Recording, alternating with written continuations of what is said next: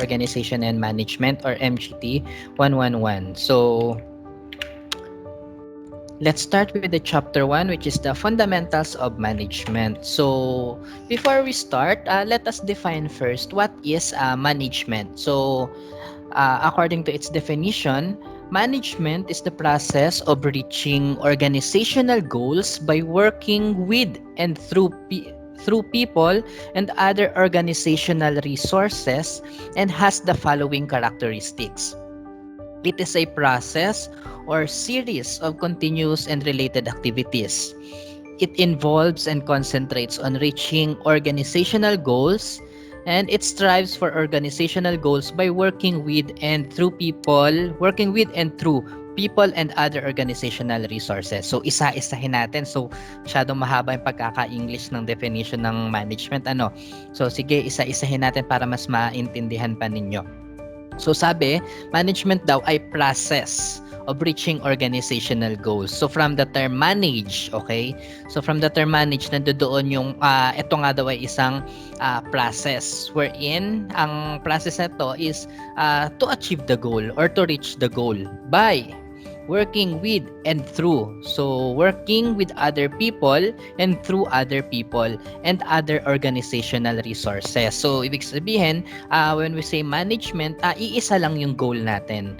So kung halimbawa nasa isang organization kayo, and in terms of management, you are doing such things to achieve the set goal of the organization by working with other people and through other people, and that is management. And sabi nga, may characteristics daw yon yung organizational, yung management is merong characteristics nga daw. Yun nga, it is a process or series of continuous and related activities. So yun nga, it is a process, and then bakit siya process? So, kasi in terms of management, hindi lang naman yan. So, sabihin natin nasa actual business na kayo. Okay? So, kung nasa actual business na kayo, halimbawa sabihin natin isa kang operations manager ng isang business, hindi ka lang naman nakafocus sa isang particular department. Lahat yan natututukan mo. Okay, kaya nga sinasabi siyang process or series of continuous and related activities. Relevant lahat ng yan. So sabihin na natin sa isang department or sa isang business, meron yung marketing department, merong production, merong finance, merong human resource, at kung ano-ano pang mga department na kung saan lahat, bawat department na yun ay interrelated, and then yun nga, continuous and related activities. Process or series siya. So lahat yun related, and that's under management. And then another characteristic daw is it involves and concentrates on reaching organizational goals. So though different ang task bawat department or bawat iba-iba yung task per department, iisa pa rin ang goal. Okay? So that is management. And last characteristic is it strives for organizational goals by working with and through people and other organizational resources. So, yun nga, when we say management, iisa lang yung goal ng organization. Na though different ang task, iisa ang goal ng lahat. Okay? So, parang kayo, iba-iba man kayo ng mga pinanggalingan or whatsoever, pag pumasok ang management dyan, iisa pa rin yung mga goals ninyo. Diba? So, yun yung parang simple definition lang nun. And then sa mas madali pang paraan or sa mas mababaw pa na pagkakaintindi at sa mas madaling paraan pa ninyo mauunawaan. 'Di ba lagi ninyong naririnig yung sinasabi nating time management. Ayan. 'Di ba? So, nandun yung in simple terms, this is how you manage everything. Okay? Though magkakaiba, pero synchronous pa rin and iisa lang ang goal. Okay? That is management. So let me give you these terms na may encounter natin. So let us define the following terms. First is the cost. Cost is a primary concern for consumers, so managers must never fail to address this to be competitive. The balance to gain profit and remain affordable to clients is compulsory for business organizations. So when we say cost, ito yung actually kapag yun nga sabi nga primary concern for consumers. So ngayon, it's either ang effect kasi niyan kung halimbawang kayo ay nasa isang business or nasa isang industry na kung saan nagke-create kayo ng product or you produce products, yung cost isa yun sa isang factor na kung saan kapag mataas yung cost or yung pinakaginastos mo for that particular product, mas magiging mataas din yung magiging presyo ng product or ng output na pinroduce mo. So kung mababa ang cost ng materials or ng mga ginastos mo sa paggawa ng isang particular product, mas mababa din yung magiging presyo noong product or yung output na pinoproduce mo. Okay? So, yun nga. So, managers must never fail to address this to be competitive. So, kailangan, pagdating dyan sa costing, kailangan competitive rin kasi kailangan rin makapag-produce ng isang quality product na kung saan, though hindi ganun kalaki yung cost, pero nandoon pa rin yung quality. Okay? And that is cost. Next, innovation. Innovation is the introduction of new products and services. So, when from the term innovate, okay? So, sa in my previous subject, meron doon na isa daw sa goal ng marketing is to introduce and innovate. So, kung halimbawang kayo ay nasa isang business at bago pa lang kayo sa industry na pinasok ninyo, you introduce product. Okay? Pinakilala mo yung product mo. Halimbawa, ikaw yung bago sa ganyang industry. Kunwari, wala pang ibang cellphone, ikaw pala naglabas ng cellphone. So, you introduce new product. Ngayon, paano papasok si innovation? Si innovation, ito na ngayon yung kung ano yung product mo before, gumawa ka na ng development noong naunang product na in-introduce mo. Okay? So, nagkaroon na ng changes. So, one best example, pagdating sa innovation, kung mapapansin ninyo, di ba dati ang mga cellphones ay may keypad. Keypad ang ginagamit para makapag-type and then maliit ang screens. Now, kung mapapansin ninyo mga cellphone, wala nang keypad, lahat touchscreen na. So, that's innovation. Okay, yung nagkakaroon na ng pagbabago doon sa isang product na nilabas before up until now, nagkaroon na ng changes, nagkaroon na ng development, nagkaroon na ng improvement, and that is innovation. And nga, is the introduction of new products and services with latest technologies and wide access to different social media platforms. This competitive advantage aspect is growing at a dizzying pace. Managers should keep abreast of the latest technologies as innovation is expected to intensify with globalization. So in terms of innovation, malaki ang edge ng isang product or ng isang service kapag they keep innovating their product. Pansinin niyo yung mga cellphones, 'di ba? Ang bilis nagpe-phase out ng mga unit yung mga 'yan. Halos taon-taon, hindi man wala pa nga isang taon nagkakaroon na ng bagong update or na upgrade nung previous na unit na nilabas nila.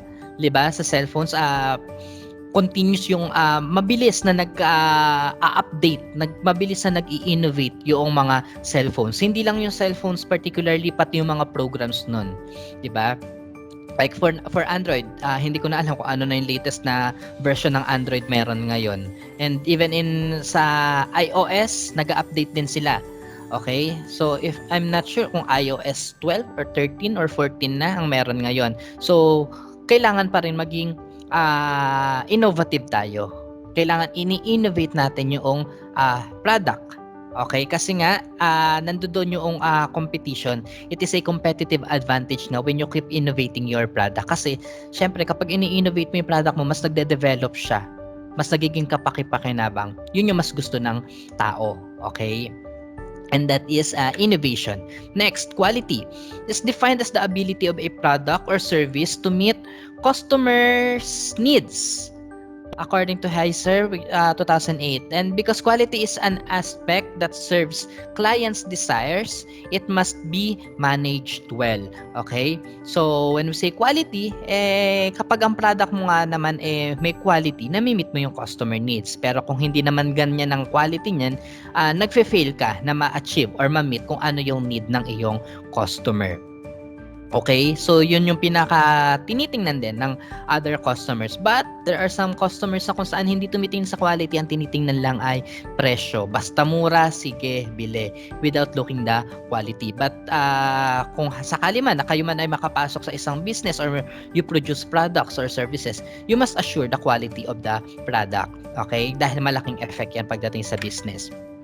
Then service. Service is an intrinsic requirement for all customers as they need to have what they want then they need it.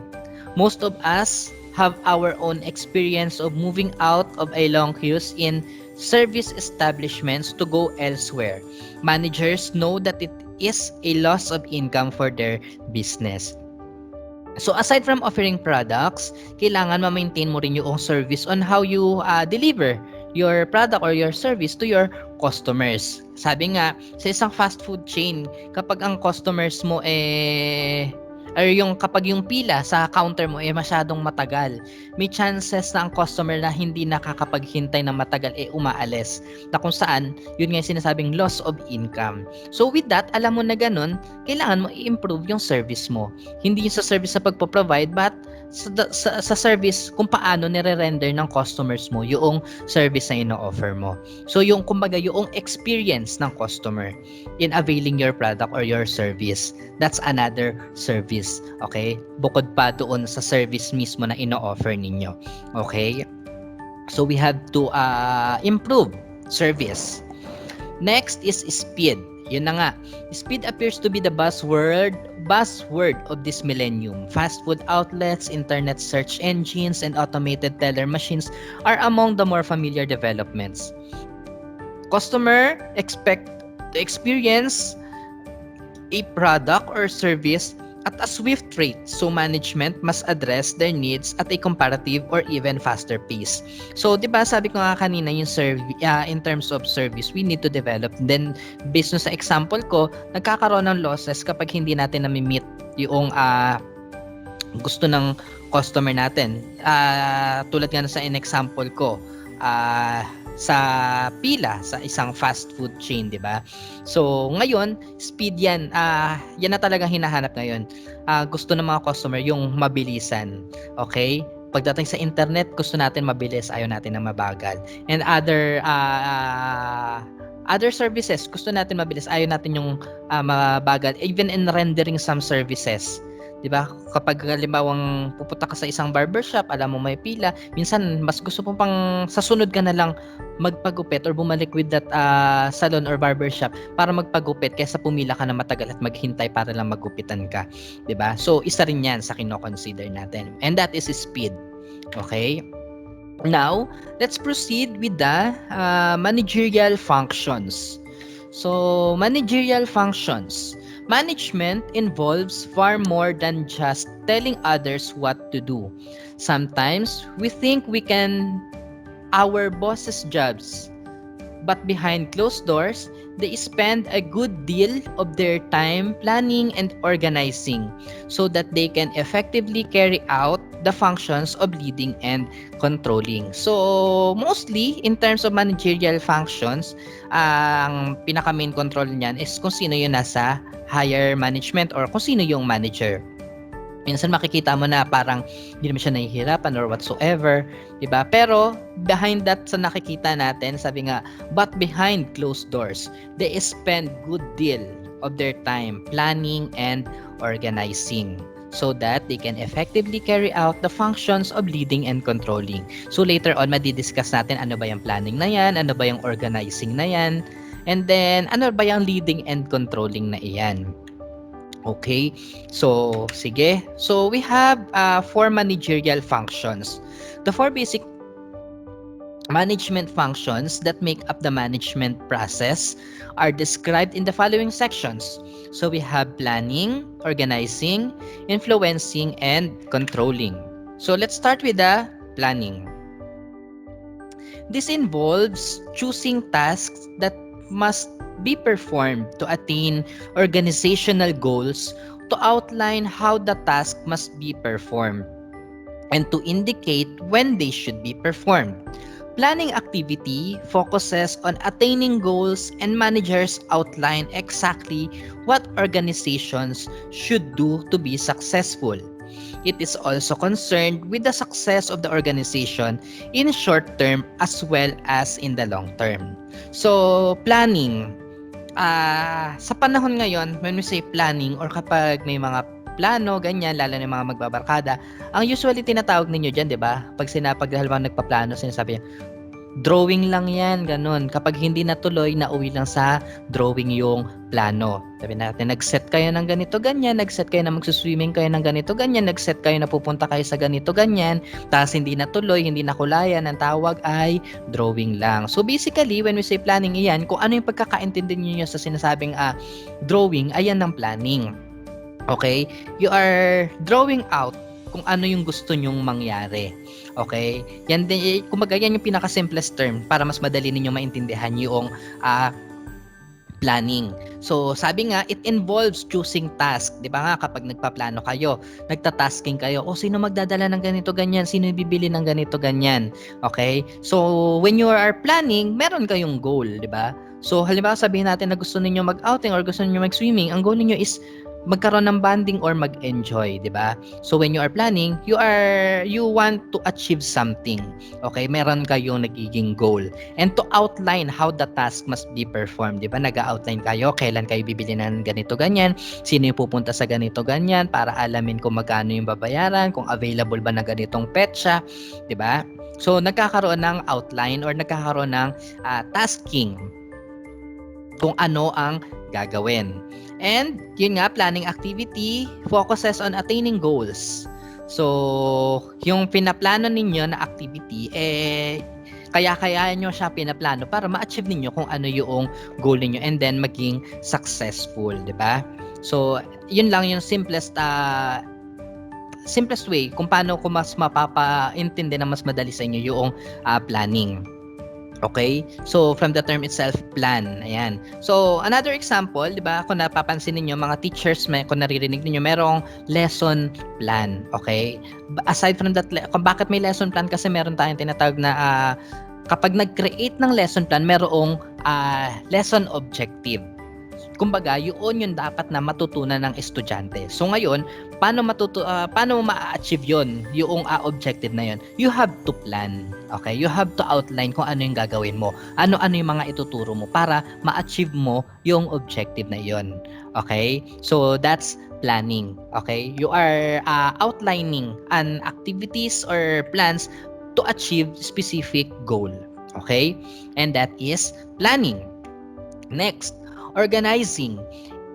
It involves the act of assigning the task developed in the planning stages to various individuals or groups to create a mechanism to put plans into action. People within the organization are given work assignments that contribute to the goals of the company to make the outputs of each individual contribute to division and organizational success. So when we say organizing, from the term itself, organize, ayan, it involves act of assigning. So, 'di ba, kapag balikan natin sa planning kanina, 'di ba? Sabihin na nga natin na yun na nga gusto nga nagpaplano nga kayo ng outing, 'di ba? Kapag mayroong pinagpaplano, merong nag-o-organize, 'di ba? So in terms of organizing, eto na ngayon yung how you implement your plans. Okay? Nagkakaroon na nga ng tasking. So, yung nagbibigay ng task is the one who organize the plan. Okay? On how you will implement the plan. Okay? So, in business context, ayan, sa organizing, ayan, para ma-achieve natin yung goal ng isang business, you deliver different tasks into different departments. That's how you organize things para ma-achieve yung goal. Hindi naman kasi po pwede na sa isang business iisa lang ang magtatrabaho para ma-achieve ang goal. No, you have to divide the task into different persons or point person to achieve the goal of the organization, and that is organizing. Next, influencing. Influencing is also known as motivating, leading, or directing by guiding the activities of organization members towards the fulfillment of the goals. The purpose of influencing is to increase productivity in human-oriented work situations to generate higher levels of production over the long term than do task-oriented work situations. In terms of influencing, sabi nga, also known as motivating, leading, and directing. So, ito yung something na nagbibigay sa'yo ng drive para mas gawin mo yung trabaho mo. So, sa isang business, maraming nagtatrabaho. Nasa iba't ibang department yan. Pero nasa production, nasa marketing, nasa finance, nasa human resource, at kung ano-ano pa. Okay? So, ngayon, kung halimbawa ikaw ay nasa managerial position or ikaw yung isang may-ari ng isang business, para matulungan mo yung mga trabahador mo or mga empleyado mo na ma-achieve yung mga goals, you have to motivate them. Okay? You have to lead them as well. Para mas maganda kung mas maipapaintindi mo pa kung ano yung goal ninyo. And then usually, minsan ito yung nasa ang makikita natin sa actual work setup or actual business setup na kung saan minsan hindi na-achieve na isang business yung goal kasi yung mga tao na may part sa pag-achieve ng goal or yung mga employees or mga tauhan na nagtatrabaho in a particular business, parang nawawala ng gana na magtrabaho due to some reasons. It's either in salaries, co-workers, benefits, problems, or whatsoever. That is why yung ibang businesses or ibang mga companies nagkakaroon ng tinatawag natin mga incentives, mga team building activities para ma-motivate yung mga employees na magtrabaho, and at the same time pag motivated ang isang tao na magtrabaho in your organization, mas madali nating ma-achieve ang goal ng organization. Okay, and that is influencing. Next, controlling. Controlling is both a managerial function and a continuous process where the manager performs the following roles. First, gather information that measures performance. Second, compares present performance to pre-established performance norms. And lastly, determines the next action plan and modifications for meeting the desired performance parameters. So, when we say controlling, sabi nga managerial function siya. Bakit? Kasi yung nasa higher position or yung nasa managerial position in a particular business, siya lang yung may capacity or may ability to control the people within the organization, which is yun nga first daw is measure yung performance. So sa isang company merong tinatawag na tag dito parang assessment or evaluation. May mga companies na ine-evaluate or mayroong tinatag na annual evaluation, ine-evaluate ng isang employer or ng employer or ng nasa managerial position yung performance sa mga tao sa isang organization. Like ewan ko kung na-encounter ninyo sa mga previous schools ninyo na nag-a-assess ng teachers, nagre-rate kayo ng teachers. So part yon ng pagme-measure ng performance. Okay? So sa business, meron din ganun. Mini-measure din ng mga nasa higher position yung performance ng isang employee nila or ng isang member ng organization. Okay? Bakit? Pupunta tayo dun sa second role, which is compares present performance to pre-established performance norms. Na-achieve ba noong member ng organization yung dapat na performance sa kailangan niyang ma-perform comparing to his present performance. Okay? So with that, pakikita yung comparison and then doon malalaman kung nagiging effective ba siya in achieving or nakakapag-contribute ba siya para ma-achieve ng organization yung goals ng business. And next is determine the next action plan and modifications for meeting the desired performance parameters. So with that, pag nakita na yung performance, doon na makakapag-decide kung ano na yung next action. Kung imo-modify ba yung trabaho niya, ililipat ba siya sa ganito, effective ba siya in that particular task or not. Okay? And that is controlling. From the term itself, control. Okay? So kung sino man yung nasa higher position or nasa managerial function, yun yung may control beyond others, beyond other members of the organization. Next is staffing. So, some modern management experts also include the function of staffing as an important management practice. Without human resources, no organization can get off the ground, let alone do business and make profits. So staffing in actual business setup, ito yung ang nire-represent ito is yung human resource department ng isang particular business. So kung napapansin, not sure, hindi yata to kasama doon sa apat kanina na managerial functions. So actually yun nga, sabi nga it includes in the function. Bakit? Kasi nga sa isang management practice, kailangan nandoon pa rin yung human resource. Kasi without considering this, hindi rin magiging effective or hindi rin magiging successful yung business sa pag-achieve ng organizational goal. So kung hindi makapag-recruit or hire si human resource ng qualified personnel for that particular position, hindi magiging successful sa pag-achieve ng goals ng isang business. So sabihin na lang natin na sa isang actual business, kailangan ng graphic designer, ganyan. So ngayon, as staffing or sa human resource, kailangan makapag-hire siya ng qualified graphic designer para maging effective yung pag-create ng mga materials ng isang business. Okay? Through the function of that graphic artist sa kailangang i-hire ni human resource. So ngayon, kung wala si human resource at kung sino man lang sa business ang mag-hire ng kung sino man na ilalagay nila for that particular position, hindi magiging effective, hindi magiging maganda yung result, hindi magiging maganda yung output, at hindi rin magiging successful yung business na ma-achieve yung organizational goal. Next is, ito nga, staffing is an important function because it puts the right man in the right job. Yun nga, yung sinasabi ko kanina. So, yung staffing, sila yung maghahanap ng tamang tao for that particular task or for particular job in a actual business setup. Then next, it is an ongoing activity as employees keep leaving and joining the company. They also retire from time to time, leaving empty places in various positions. So sa isang business, hindi naiiwasan na meron talaga mga nagre-retire, merong umaalis, merong mga nagre-resign, merong lumilipat. So yung naiiwanang position, kailangan hanapan ng taong qualified na papalit dun sa nabakanting position, at iyan yung part ng human resource. Okay, kaya nga daw mayroon ding important function ang staffing in achieving the goals of the organization.